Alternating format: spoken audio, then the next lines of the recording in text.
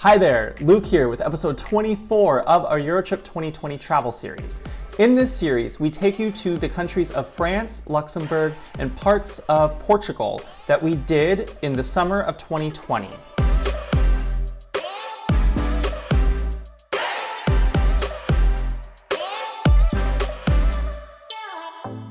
If you've been following along so far, you'll know that we were just in the Champagne region of Reims, and that from there, we were heading to Lille. It ended up being quite a long travel day for us, unfortunately, because we found that the trains were a bit pricey, so we did a bit of a roundabout way of getting there through blah blah bus. And it was afternoon at this point, because like I said, it was quite a long journey to get there, so we didn't really do much our first day in Lille. We did decide though that after checking into our Airbnb and warming up a bit, that we did want to experience some of the Lille culture and food scene. So we did go to a restaurant called Le Chat qui Fume. The next day, we did venture out a bit more into the city of Lille, and we proceeded to the Porte de Paris, which is a beautiful arch that was built in the 17th century. Right beside the Porte de Paris is probably one of Lille's most famous landmarks, which is the Boulogne de Lille.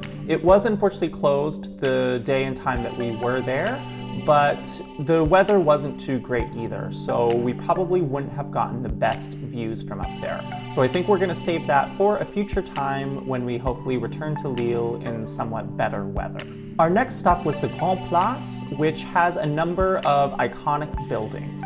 At this point in the day, it really did begin to rain quite hard, so we decided to seek refuge by visiting the Musée des Beaux-Arts de Lille, and we enjoyed looking at some of the various artworks that are featured in this museum.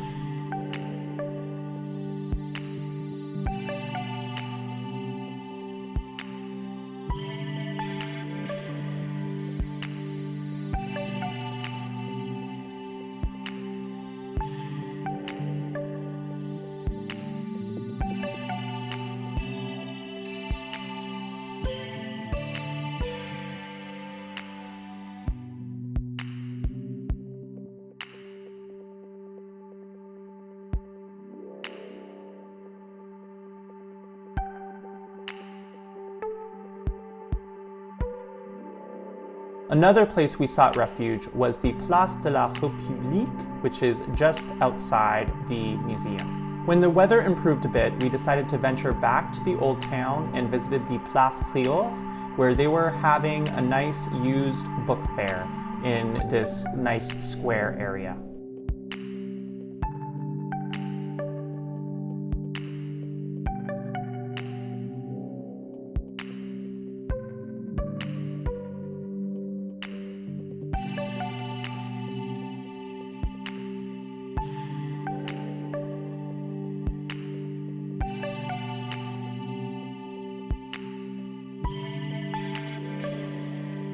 Another spot that we visited was the Lille Cathedral, which took about 150 years to complete and was only finished in the year 1999. So that was a unique and nice experience to have in the city of Lille.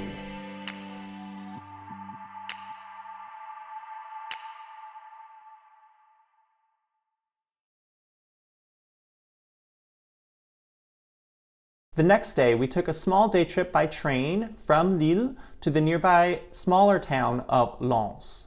We decided to visit Lens because they have what is called the Louvre de Lens, which is a similar mindset and values of the Louvre Museum in Paris, but they decided to build another museum in order to expand the idea of culture and art to smaller areas. So this is a beautiful museum that has world-class art like the Louvre, but in an area that's not as busy as Paris. So this was funded and commissioned by the European Union in order to expand the appreciation of art, not just to the main cultural centers of Europe, but also to smaller areas. And we really enjoyed it. We thought that it was a really well curated and interesting museum with a lot of really interesting pieces to enjoy and appreciate. The next day, we left Lille. We took the train to our final French destination, which was Boulogne-sur-Mer. We dropped off our bags in Boulogne-sur-Mer and we proceeded to walk around the town. This is a nice kind of seaside town in the northeastern part of France, and we decided to go here because we just wanted a couple days to relax and travel a little bit more slowly, just kind of take in the last few days that we had in France before proceeding to Luxembourg.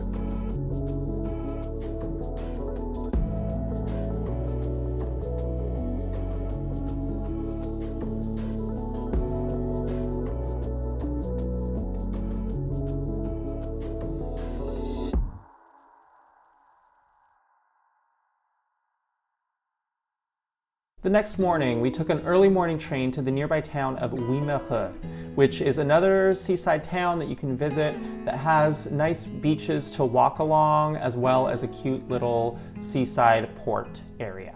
We enjoyed watching the sun rise behind the clouds and just watching the waves come in. Very relaxing way to start the day.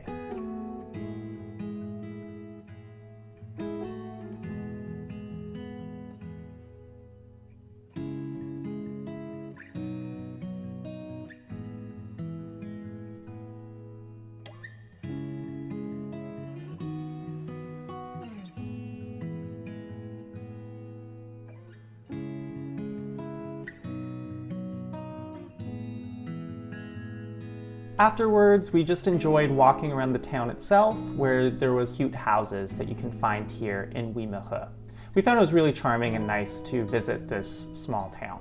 The next day was our very last day in Boulogne-sur-Mer and also our very last day in France. So we decided to go to the northern tip of France at what is called the Cap Gris-Nez Peninsula. We braved the rainy weather and we decided to walk along some of the walking paths that they have along the water.